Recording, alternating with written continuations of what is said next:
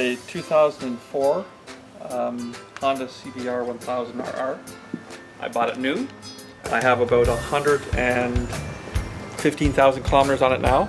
So the past 11 years it's been my only bike, if you will. So it's done touring, commuting, I ride the track, I teach certain motorcycle courses. I've done it on this. So it's been my one bike do-it-all thing. It's been a great bike, but I'm not as young as I used to be, so I find it a little harder on the body, and I wanted a few more creature comforts to help with the touring and stuff. So I bought a second bike. So this is my second ride, if you will. I just picked this up, oh gosh, maybe a month or so ago. I've got probably about a week or so riding in on it. It's a 2016 BMW S1000XR. I've got most of the options on it. I think that I can't think of any option I don't have on it. Anyway, I wanted a bike that was more comfortable, if you will, more age appropriate, if you will. It certainly still has a sporting characteristic to it, but it obviously has a much more upright riding position, right? Something that is far easier on the body. Well, no, the riding position is certainly different, right? So that certainly takes some getting used to, but it still has a sporting feel to it. I mean, the motor and drivetrain on this is great, right? There's lots of, it's very responsive and so on. If you put it into one of the more sporting riding modes, it still feels very tight. It handles really well. It's smooth, or rather smooth, I should say. That is one of the common complaints about this bike, is some buzziness, and there is a little bit of buzziness. So there are 4 modes, if you will, that you can select. It's selectable here with this the button on the right handlebar. They vary from rain, if you will. This is going to change the throttle response and the ABS and so on and so forth for low traction conditions. Okay. Road is kind of for everyday type riding. At least that's what the BMW claims it is. As I mentioned, I prefer dynamic, and that it gives you the full range of power fuel within the motor, and the throttle response is nice and crisp. So that gives a more sporting feel to it. And the last one is Dynamic Pro, which basically really limits all the nannies or the controls, and so that if you want, you can wheelie and flip it over if you feel so inclined. But they say typically don't run the Dynamic Pro if you're running on the track.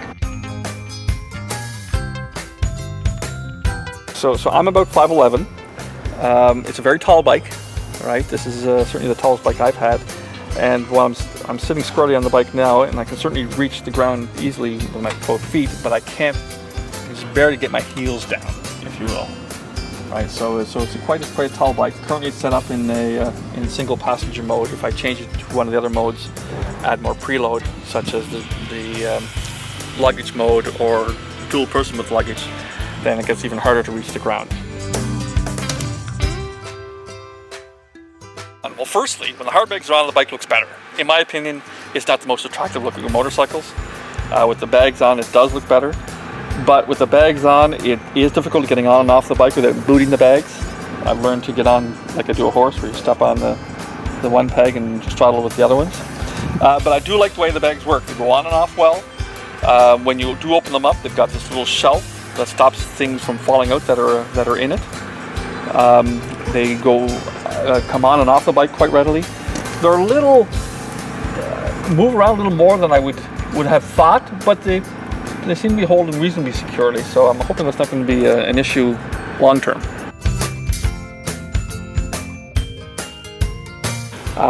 Least number one would be this particular control right here. It's very prominently accessible, if you will. All it's for is to control the GPS. It's doing zooming in and out and using the menuing systems. To be honest, things I don't use very often, but it's in the way of things I use a lot more often, such as the turn signals. So I find myself often hitting here when I'm reaching for the turn signal. So I find it awkward to use and annoying. The other thing would be the seat. I find the seat kind of locks you into a single position. I haven't ridden a very long distance on the bike yet, but I have a feeling if I do go on a long trip, I may start to get a little sore from sitting in one position for too long. Furthermore, it has rather hard edges here and here, so that if I'm riding in a more sporting fashion and I'm trying to move my hips off the bike, I find that these make it more difficult for me to actually get my hips over, so that I can get into a better body position for cornering.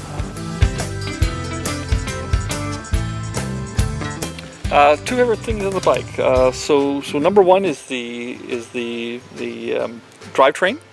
Okay, so I find the engine and the transmission and the clutch such work really smoothly. It's a beautiful power delivery, if you will, nice and smooth. And secondly, somewhat related to that, is one of the features I do have in this bike is the clutchless upshifting and downshifting. As smooth as it works when you do it manually, it works even smoother when you use the clutchless upshifting and downshifting. It's a lot of fun to play with.